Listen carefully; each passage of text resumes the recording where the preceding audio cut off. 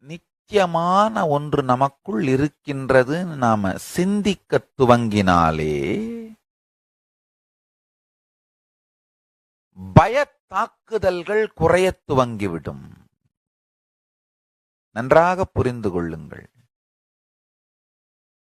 பயத்தாக்குதலினால், தொடர்ந்த பயத்தாக்குதல்களினால் ஏற்படுகின்ற மனச்சிதைவு,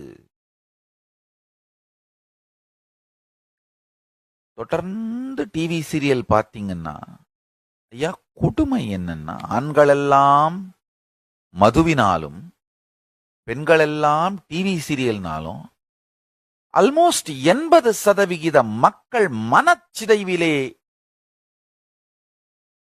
வாழ்க்கையே இழந்து விட்டார்கள்.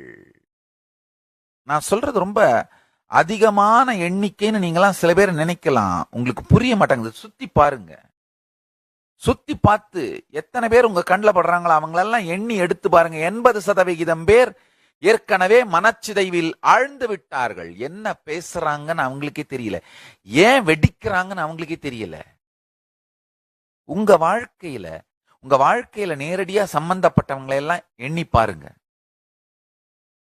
ஏன் வெடிக்கிறார்கள்னு அவங்களுக்கே தெரியல, ஏன் டிப்ரெஷன் அவங்களுக்கே தெரியல, ஏன் அவர்கள் வாழ்க்கையின் குறிக்கோளுக்கு எதிராக அவர்களே செயல்படுகிறார்கள்னு அவங்களுக்கே தெரியல.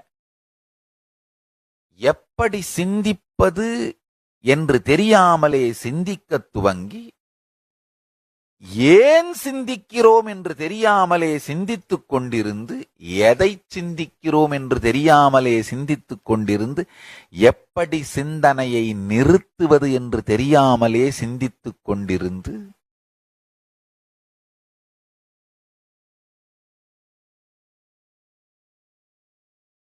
மனச்சிதைவுக்கு ஆளாகிறார்கள். ஒரே ஒரு சத்தியம்,